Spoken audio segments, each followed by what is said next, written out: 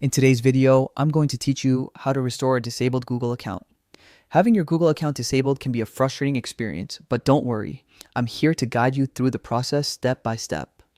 By following these instructions, you'll be back up and running in no time. First, let's get started by opening your preferred web browser. This could be Chrome, Firefox, Safari, or any other browser you normally use. Once you have your browser opened, head over to the search bar and type in support.google.com. Hit enter and you'll be directed to Google Support's homepage. On this page, the next step is to click on Google Account. This option should be prominently displayed and is the gateway to all account-related queries and support. As you navigate the page, you'll see various options for different issues. Scroll down until you find the option that says Post to the Help Community and go ahead and click on it. Now, you'll need to click on Post a Question. This is where you'll be able to communicate directly with Google's community support and explain the situation regarding your disabled account. In the first field, enter your request appeal. Be straightforward but clear about why you believe your account should be reinstated. Moving on to the next field. This is your opportunity to provide more detailed information regarding your request. Be as specific as possible about the circumstances that led to your account being disabled. The more detail you provide, the better the support team can assist you.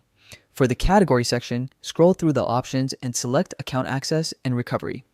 This ensures your request is directed to the right team who can best handle account recovery issues. After you've filled in all these details, click on Next. You'll be prompted to select either Account Recovery or Other, depending on what is available to you.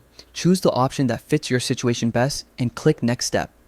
At this point, you'll be asked to select your platform. Choose between Android, iOS, or web, depending on the device you typically use to access your account. Once you've made your selection, click on Next Step again. Before you finish, make sure you've checked the option. Get emails when someone responds.